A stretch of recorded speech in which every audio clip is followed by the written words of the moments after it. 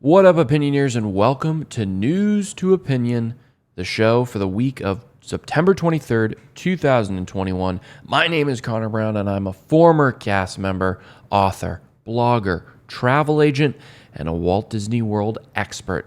And my passion is to help you plan for and daydream about your next perfect Walt Disney World vacation. This is our weekly news show where I share the top news stories in the world of Disney parks, and then I give my thoughts and opinions on all of them. If you are a new listener here, if you're a new listener to anything Wdw Opinion, welcome to the show. Feel free to go back and check out all of our old podcast episodes covering a wide variety of Disney-related topics. And you can subscribe to the show in Apple Podcasts and on Spotify. If you're a longtime listener, welcome back. Thanks for being here. If you continue to enjoy the show or any show we have on the Wdw Opinion Podcast Network, please consider sharing it with a friend you think might enjoy it as well. And if you're watching on YouTube, thanks for tuning in. I got a nice little shirt on here. It's got Mickey. He's sitting down. It's like over the, it's over my, how do I put this? My man boob, I guess you could say, over the breast. It's great. He's chilling there. Tune in, check it out. You can see the shirt that I'm wearing if you watch on YouTube. And if you are watching on YouTube, be sure to hit that like button, leave a comment, and subscribe and hit the bell icon to get notified every time I post a new video on YouTube. If you do want to check out the video version of this show, you want to see my sweet Mickey shirt, head over to youtube.com/WDW Opinion. This is show numero dos, which is Spanish for number 2. And I want to say thank you to everyone who listened to our first News to Opinion show last week and who reached out with kind words saying, great show, glad we have this new offering. Thank you to everyone who reached out. That was awesome that you were able to do that. It means a lot. And yeah, I just really like hearing from you guys. I enjoyed the first installment of News to Opinion as well. And if you do enjoy this show, then be sure to check out our other weekly show. If you don't, the WDW Opinion podcast that comes out every Tuesday. This show comes out every Thursday. The one on Tuesday, the WDW Opinion podcast, focuses more on interviews, trip planning, trip reports, resort reviews, restaurant reviews, fun stuff like that. And then this show, News to Opinion, which comes out on Thursdays, focuses on Disney news of the week, and then I share my opinions. If you like News to Opinion, or if you like our other show, the WDW Opinion podcast, I have a small favor to ask of you. If you haven't yet already, please leave a review of the show, of WDW Opinion, over on Apple Podcasts for us. That would help tremendously. The more positive reviews we get from Apple, or on Apple, I should say, the more likelihood there is that Apple is going to start showing the show to more individuals. The more reviews we get, the more Apple shows to new people we get put in their Discover feed. I love each and every one of you for listening. It means the world that you take time out of your day, your week, to listen to this show, to listen to all of our shows. But I will say, I would like the show to grow a bit more than where it is at right now. Mainly because I want it to grow, because I think we offer a lot of great content, a lot of great resources that I think a lot of people out there would really benefit from. They're just unable to find us right now.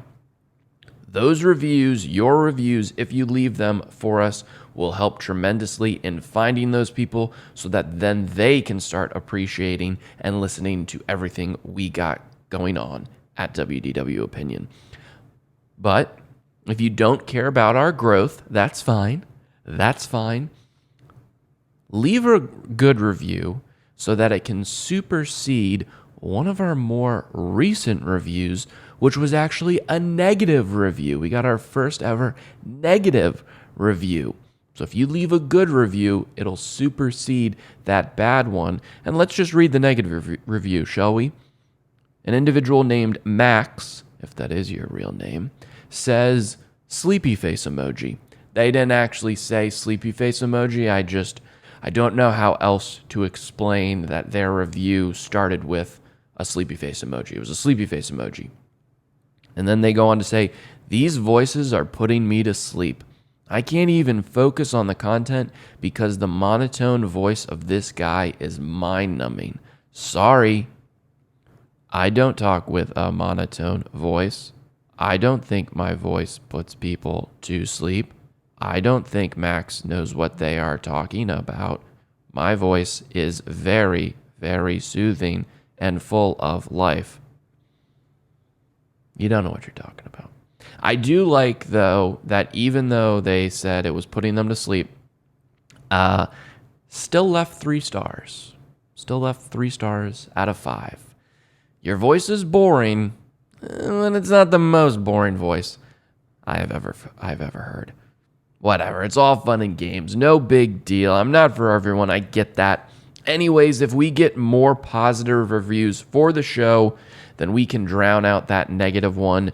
Future reviews of the show will be read on the air. Head over to wdwopinion.com/review to learn how you can leave one. Or if you're listening to the show on Apple Podcasts, just click review at the bottom of our feed's main page, our show's main page.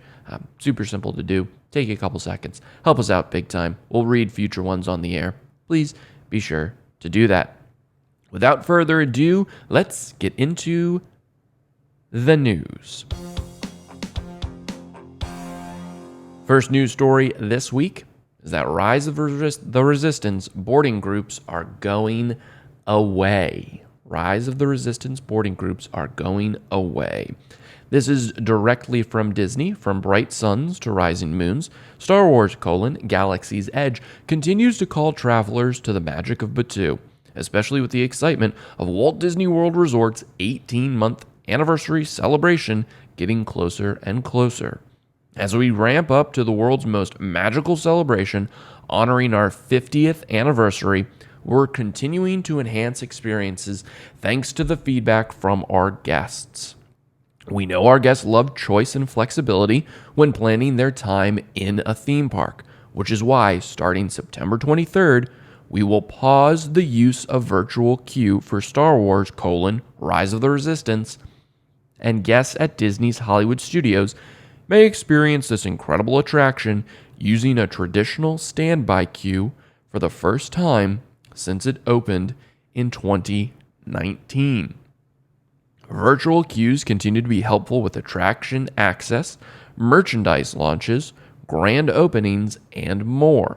And guests should continue to check the My Disney Experience app for the latest on how we're using virtual queues across Walt Disney World Resort, including its potential use at Star Wars: Rise of the Resistance at a later date or from time to time. So, by the time this episode has come out, it will be the first day that Rise of the Resistance no longer has boarding groups at Hollywood Studios. That's the news. Now it's time for the opinion on this. When it comes to this, I am upset for a very superficial reason. The reason I'm upset is because I thought I was just starting to get really good at scoring those boarding groups. I had it down. I knew the Wi-Fi sitch. I knew we had to get another cell phone involved, pull up the world clock. We had to do, refresh at the right point. I had it all worked out, baby. I had it all worked out. I also had just put together a delightful PDF document on how to get a boarding group that I would give to my travel agent clients, which now is useless. So that was a fun way to spend an afternoon, knowing that I can't share that with anyone anymore. But it is a superficial reason just because I did think I was getting good finally at scoring those. Like consistently, I was able to score them. But, whatever. The interesting thing about this news story is the fact that they're not boarding groups, boarding reservations. They're not being taken away fully. They could bring them, as the article says, they could bring them back at any point for Rise of the Resistance, and they could bring them back from time to time for Rise of the Resistance. But we also know that when Remy's Ratatouille Adventure opens to the general public in Epcot on October 1st, that's going to open with a boarding group situation. So you're going to still have to get a boarding group if you're going to Epcot that day and want to ride Remy's Ratatouille Adventure. You'll have to get up at 7 a.m. for that to get a boarding pass, all the same stuff. And what's also very interesting is that this is only for the Rise of the Resistance at Hollywood Studios.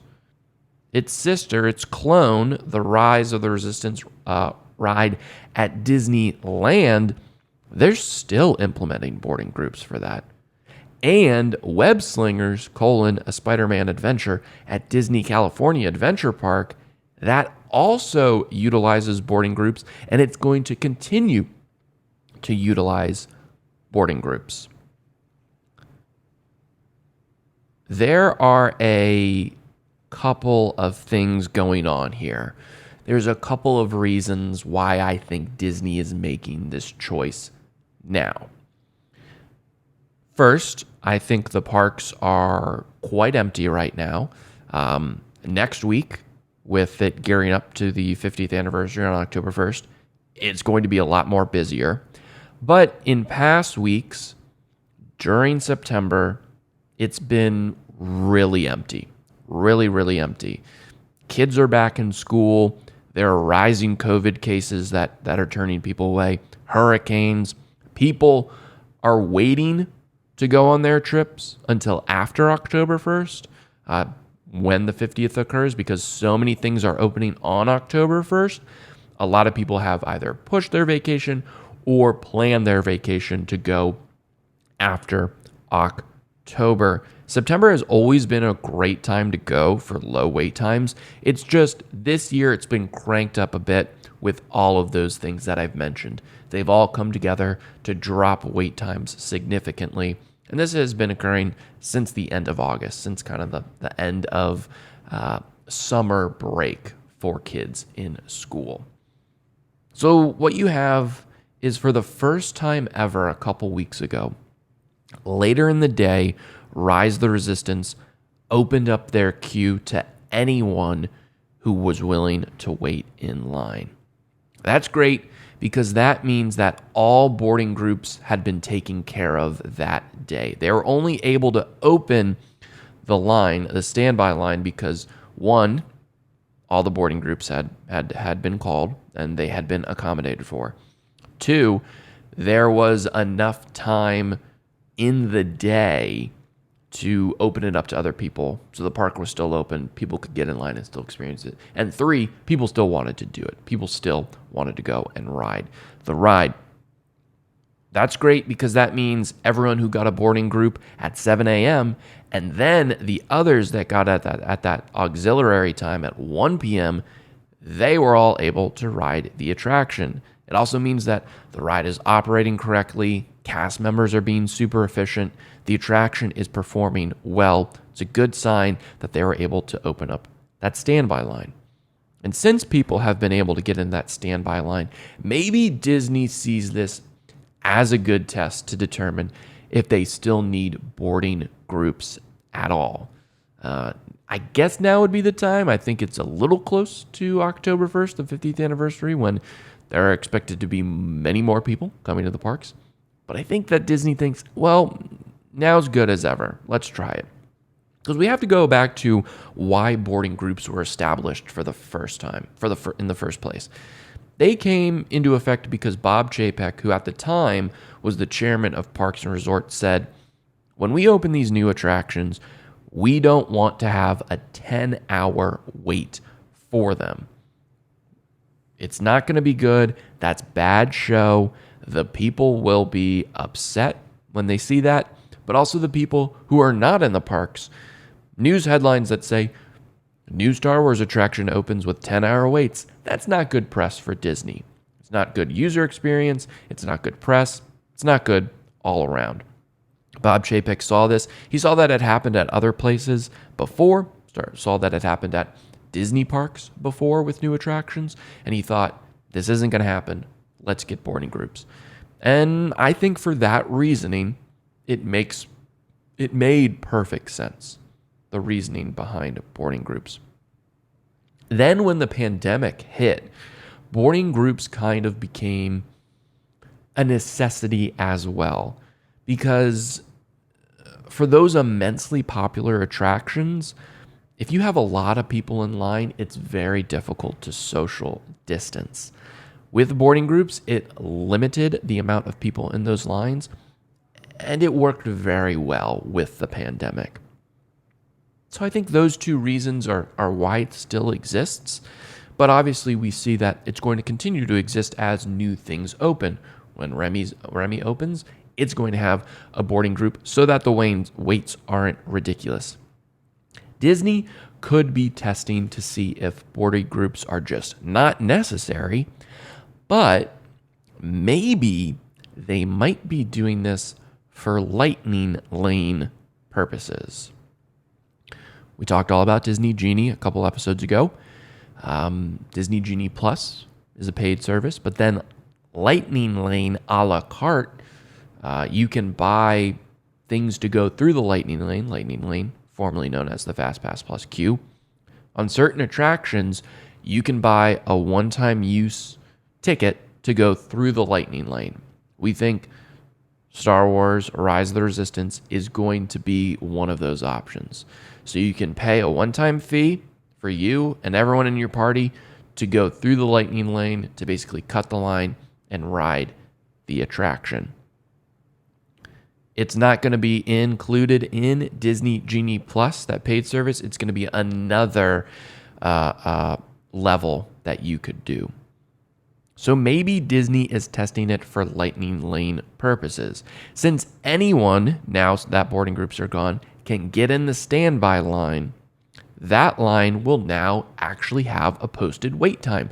Rise of the Resistance, ever since it's been open, has never had a posted wait time. It's only had a now boarding groups this number through this number. Now that there's a standby line, there's a wait time in the app, there's a wait time on the wait time boards across the park, there's a wait time right in front of the main entrance.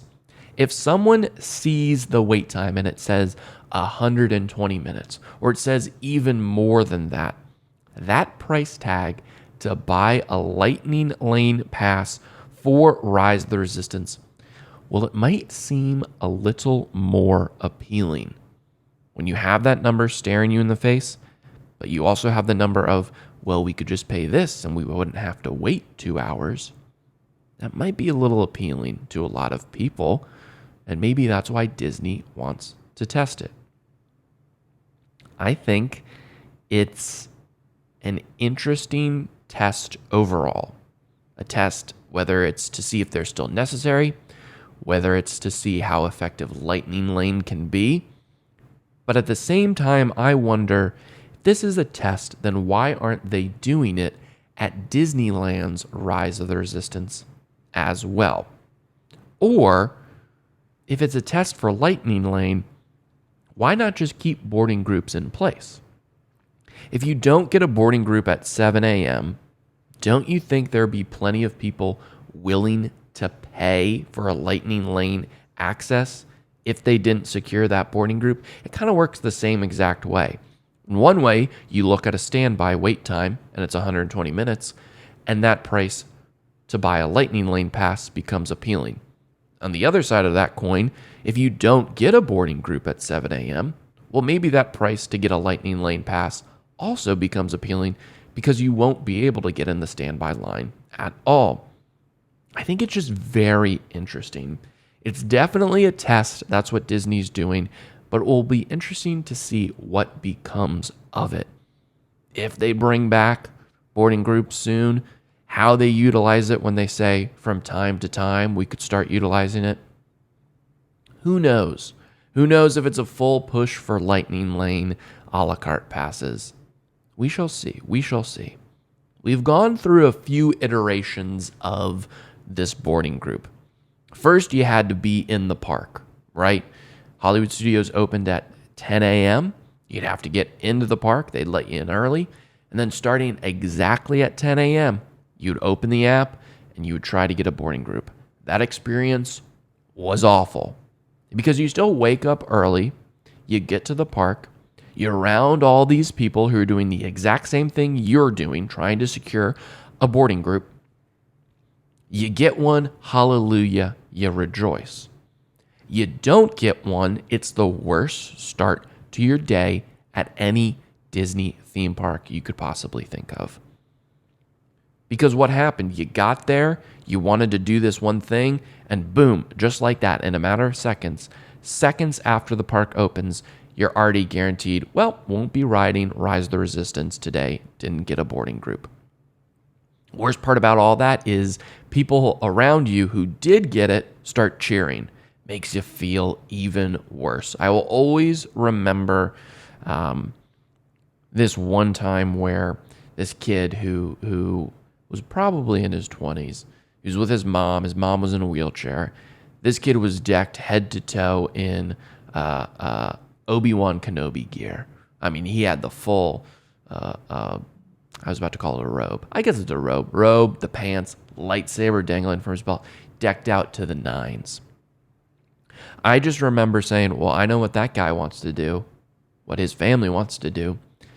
They didn't get a boarding group, and he looked distraught. Now he's standing there in Hollywood Studios. He wanted to experience his favorite his favorite film franchise in the form of an attraction, Star Wars: Rise of the Resistance. And as soon as the park opens, he already knows, well, I guess I'm not going to be able to experience that today.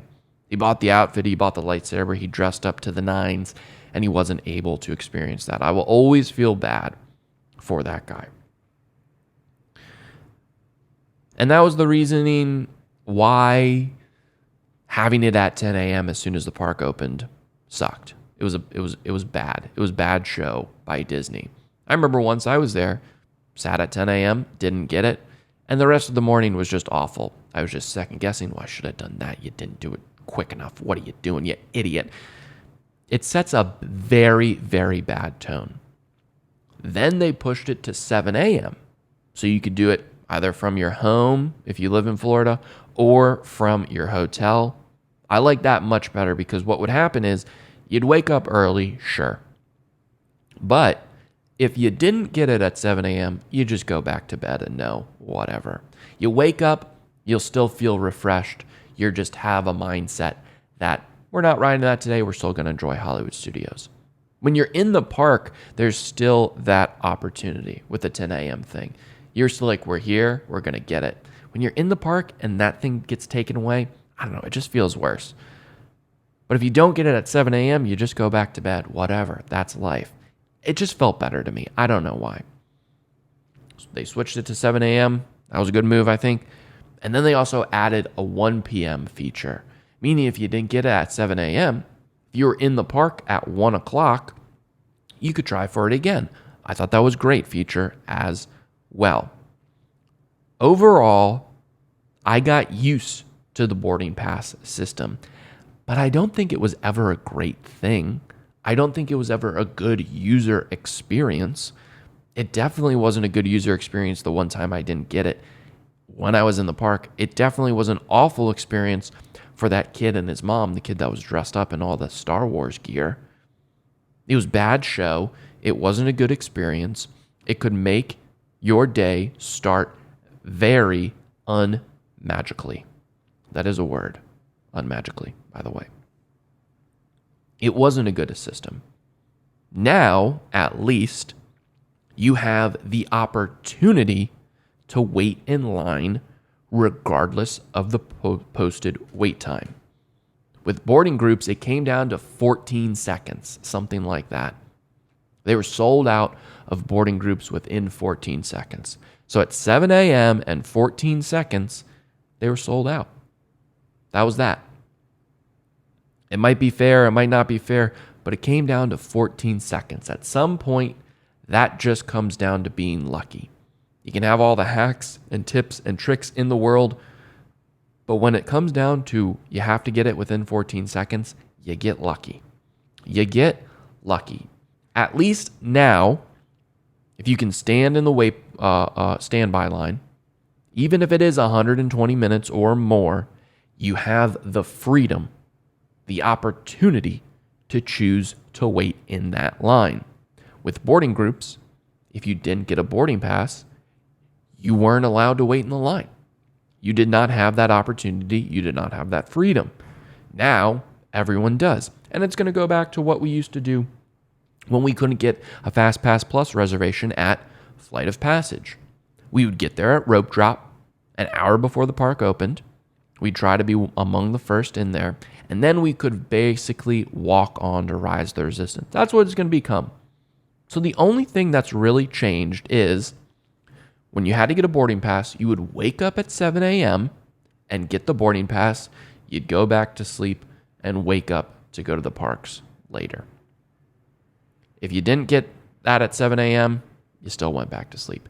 Now, you wake up at 7 a.m. and you get ready for your day to get to the parks early so you can rope drop. The only difference is that little extra bit of sleep. Before, you woke up to try to get a boarding pass. Now, you wake up at the same time to get to the parks to try to ride it first thing. I also think getting rid of it is great for first timers, because I say this all the time. There's so much one needs to know when it comes to a Walt Disney World vacation. It's so intimidating for first timers. And it's part of the reason why I started Wdw Opinion, why I started becoming a travel agent. I wanted to help those first timers. I wanted to answer all their questions, all that stuff. This boarding pass situation was just another incredibly complicated and convoluted thing people had to learn before they showed up for their Walt Disney World vacation. And because it was a Star Wars element, Disney had a lot of people who had never been to their parks before who started coming because they wanted to go to Galaxy's Edge because they're huge Star Wars fans. For first timers or the people that were unaware, boarding groups kind of sucked. It was kind of awful. If you didn't have the tips and the tricks and the hacks, there's no way you were going to get a boarding group for this attraction. So I think with it being gone, now at least they have the opportunity to go and wait in line like everyone else. And you don't necessarily need to plan too far ahead for that or learn a different system to ride it. I think it is what it is, right? We lived years and years and years without boarding groups before.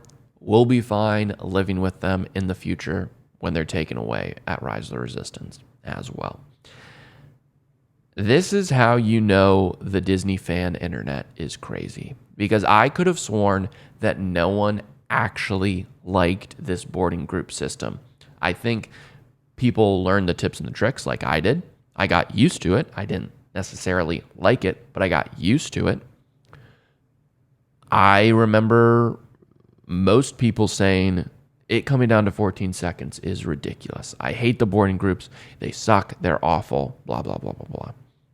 Well, it seems like once the news dropped, that idea just went out the window, because I saw so many comments of, this is ridiculous. How can Disney take this away?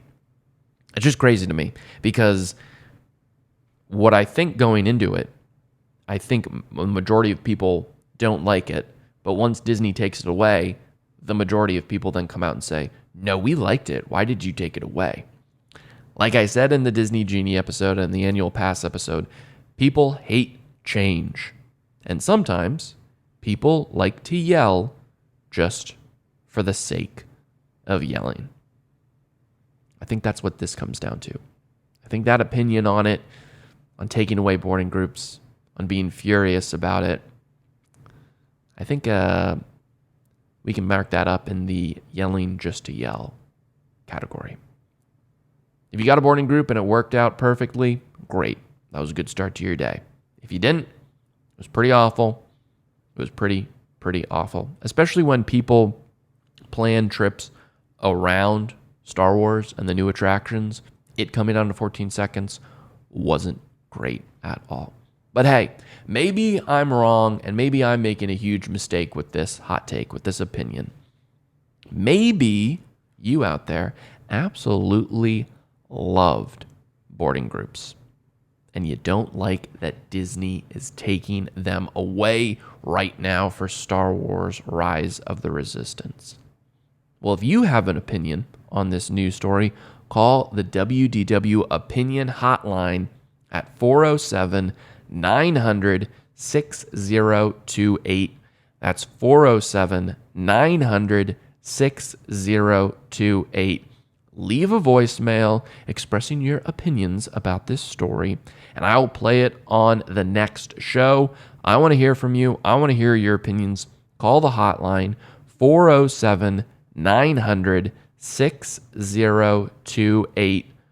407-900-6028. Leave a voicemail. Leave your opinion. 407-900-6028. There you go. Boarding groups, no más, no more. Hey there, I just wanted to take a quick break and mention a sponsor of the show, and it's actually a total shameless plug, because the sponsor is my travel agent services. If you've been listening to the show for a while now, you probably know just how difficult it is to plan the perfect Walt Disney World vacation. Even in the past few years since the Wdw Opinion podcast has started, it has only become more and more confusing to plan for and get to Walt Disney World. Things like knowing when to book what, how to book what, how to navigate around all the new features of the parks, or even how to navigate around the new technologies in the parks. It can all be challenging. Whether it is Disney Genie, Magic Mobile services, Park Pass reservations, or all the new reservation systems in place, it can seem like you practically need a master's degree just to book a Disney vacation. Luckily, that's where your boy Connor comes in. As a Disney fanatic, I know the place like the back of my hand.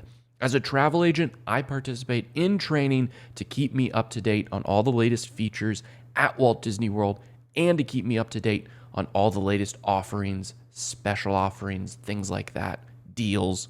Plus, it also helps me stay up to date on all of the current special events, all that fun stuff. The training just keeps me in the loop.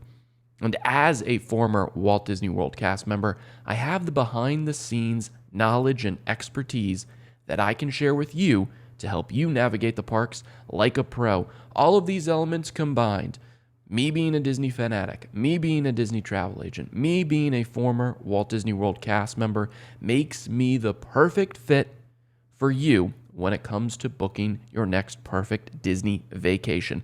I do the boring stuff like finding deals, booking the trip, waiting on hold with Disney for hours, waking up super early to get dining reservations and special event ticket reservations. I do all of it so that you don't have to. Let me do this for you so that you can focus on the most important aspect of a Disney vacation, having fun. You have fun. I do the lame stuff to ensure you have a better time. The best part about this is that my services are 100% free to use. You don't have to pay a dime to utilize my expertise. It doesn't cost you anything extra. In fact, it can help you save money because I'm constantly looking for the best offers. But don't just take my word for it.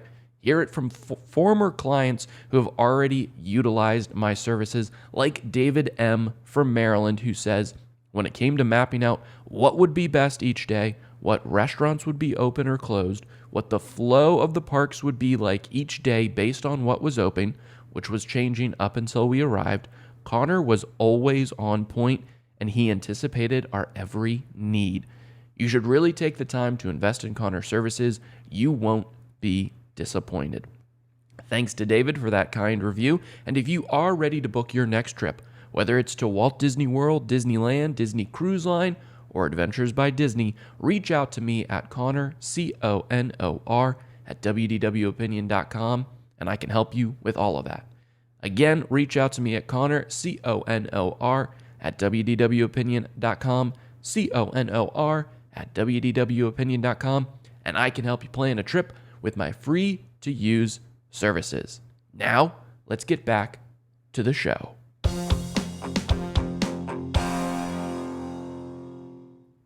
Our second news story of the week is that Expedition Everest, Legend of the Forbidden Mountain, will be closed for refurbishment starting in 2020. If you go to Disney's website and you search for Expedition Everest, the Expedition Everest landing page has this in red, kind of right at the top. It says, from January 4th through mid-April 2022, Expedition Everest, Legend of the Forbidden Mountain, will be closed for refurbishment. That's really the only confirmed news we have on it. It's on Disney's website. That's all they've said. That's all we know so far. So that's the short news story. The opinion side, what we are getting into right now, is going to revolve around what this refurb actually means. Of course, I think plenty of people listening want to hear that this rehab means they're fixing the Yeti. Let me just say, that ain't happening. It's not happening during this refurb, at least. I think everything I know about the Yeti, and when Expedition Everest first opened in 2005, the Yeti would swipe at you. He was an animatronic. He would swipe at you as you were driving by. The Imagineers and the structural team realized that swipe is basically, the Yeti is so powerful. With each swipe, he's pulling himself away from the wall, from the structure. So the structure attached to the wall of Expedition Everest was slowly pulling away. So it was an engineering nightmare about it.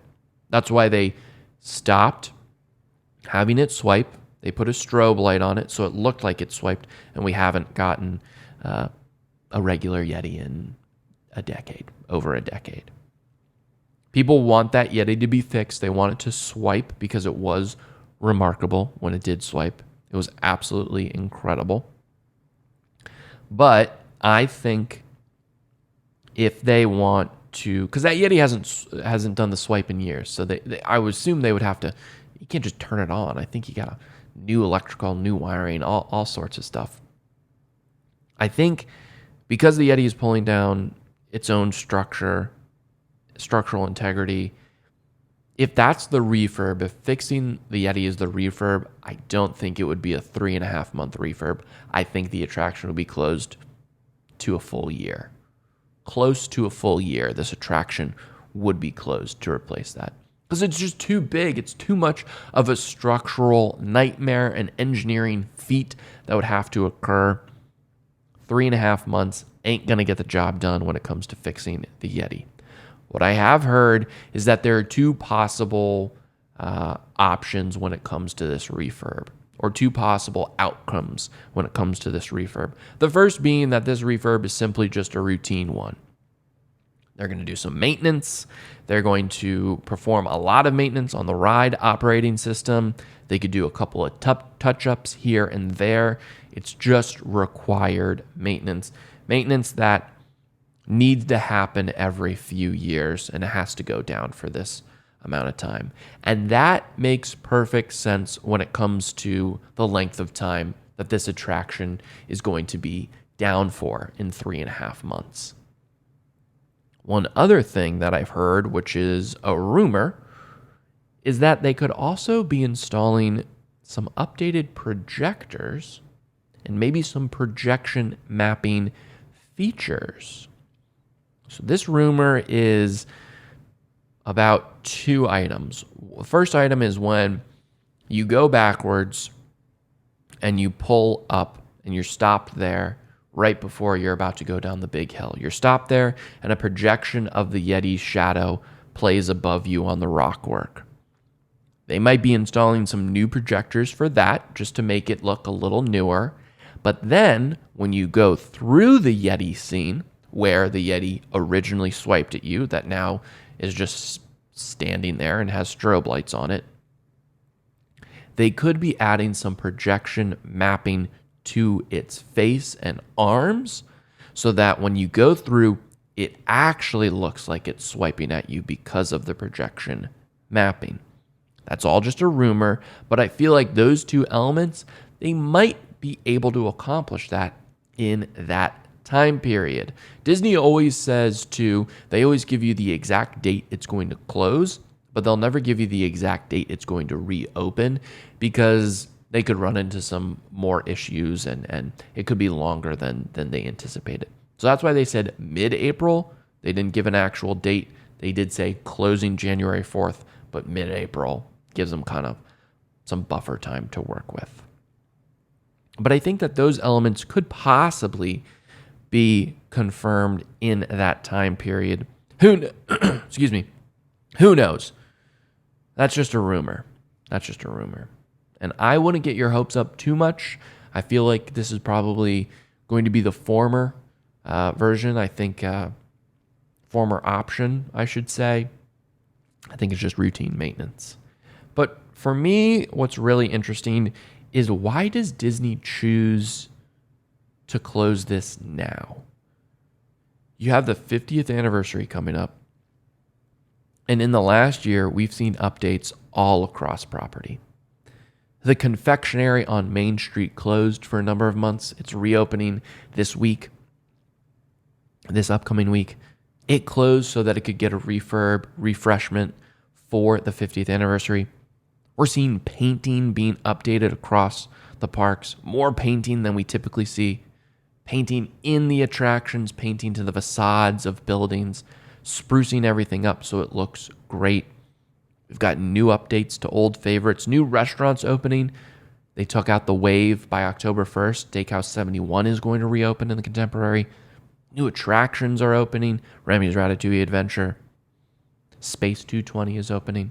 All these new things are opening. All these refurbs are happening. Everything is marching towards October 1st. With the 50th anniversary, you would think that Disney wants their top-tier attractions to perform like top-tier attractions, right? So why close this attraction, one of your e-ticket, your most popular attractions across Walt Disney World property? Why would you close it close to the beginning of this 18-month 50th anniversary celebration? That doesn't make too much sense to me. You had plenty of time to do this before. You could have done this last year, right? 3.5 months would have been perfect to do last year and then have this opened for the entirety of the 50th anniversary. Maybe they just couldn't fit it in at any other time. I don't know. I just think it's very interesting. Now, the celebration going on for 18 months, going on for a year and a half, I get that things will have to close during that period. It's too long for everything to be operating at 100%. But I don't know.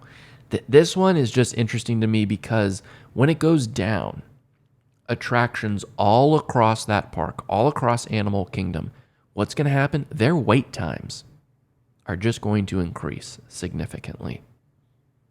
Expedition Everest went through a lot of people every single hour. When you take that offline for the entire day, wait times across the board are going to go up. Wait times are already super high still at Pandora, at Flight of Passage. It's only going to go up. It's only going to go up. So I think, yes, it's a slowish period, January to middle of April. But in that time, there are going to be some pretty busy days at Disney's Animal Kingdom with that attraction being down. And this brings me to the point of, I've said this before, but Animal Kingdom, it just needs something else. It was great that we got Pandora a few years ago, but they just need a little bit more. They have the new kite show coming, which is going to be on the water right in front of Expedition Everest, actually. That's going to be great. That's going to be a great daytime experience. It's going to collect a lot of people during the day. Finding Nemo is coming back in a new form, a new style of show, beginning in 2022 at some point. They just need some other things. I think they need another land. They need some more attractions. They need some more people eaters. They need something else. But there you know. Expedition Everest will be closed for a little bit, and it might be a little perplexing as to why. All right. I decided to just go with those two news stories this week. There were others. We'll talk about others later once they become more impactful to your trips, to your vacations. But for now, those two are the most important ones I wanted to talk about this week. A quick update. I know this is only the second episode of this new show, but next week I will be taking a break from news to opinion because I will be in Walt Disney World on a vacation, on a trip. There's just not going to be time for me to record these episodes, the news to opinion episodes. I record the day before to post the next day. I want to be as up to date with the news as humanly possible. There's just not going to be time for me to record a news to opinion episode, but I will be posting a ton of content to my Instagram stories. So if you're not following me, be sure to follow me at Wdw Opinion, all one word, at Wdw Opinion. And you can see all my crazy shenanigans I get myself into during that trip. You'll be able to follow along with the trip from start to finish, basically.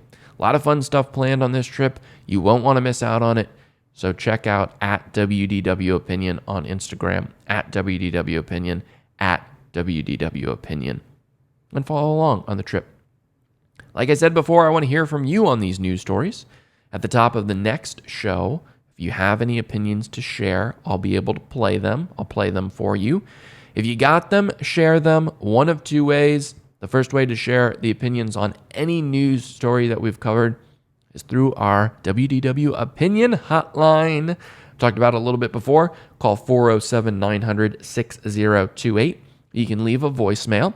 Give me your name, where you're calling from. Share your opinion on the news with me. Try to keep it to 2 minutes. We'll play future ones on future episodes. I'd love to hear from you. If you are feeling shy, you don't want to leave a voicemail, no worries. Head over to the WDW Opinioneers Facebook group at wdwopinion.com/opinioneers. That's OPINIONEERS. And you can leave a comment on the news to opinion post there. I'll read those comments on the air too. The best part, if I really like your take, you might become the opinion of the week, which means I'm going to send you some sweet WDW opinion stickers. Be sure to share your opinions, and you might get some stickers. If you haven't listened to our other weekly show, the WDW Opinion Podcast, be sure to check that out. My mom, Sue Brown, fan favorite, joined me to talk about what to pack for a Walt Disney World vacation. A lot of fun. You can listen to that episode by scrolling down in this podcast feed or by watching it over on YouTube at youtube.com/WDW Opinion. If you enjoyed this episode of News to Opinion, let me know what you think by posting in the Opinioneers community on Facebook, wdwopinion.com/opinioneers, OPINIONEERS. It's the best place to talk Disney 24/7, best place to talk Disney with me in between episodes as well. If you enjoyed today's episode and you're on YouTube, be sure to hit that like button, leave a comment letting me know if you have any opinions on these things. Subscribe to the channel, hit the bell icon. You know the drill. That'd be awesome if you could. For those peeps listening on Apple, be sure to subscribe, rate and review the show. Like I said, that'd be awesome. I'll read those future reviews on the show. If you listen on Spotify, please click the follow button on the show page. That's going to help us out a lot as well. If you're ready to book your next Walt Disney World vacation, reach out to me at Connor, CONOR, at WDWopinion.com. I can help you book with my free travel agent services. That doesn't cost you a dime, but I'd love to help you book your next trip to Walt Disney World. Connor, CONOR, at WDWopinion.com. That's going to do it for this week's News to Opinion. Have a great rest of your week. I've been Connor Brown, and until next time, keep LTD living the dream, and I'll see you real soon.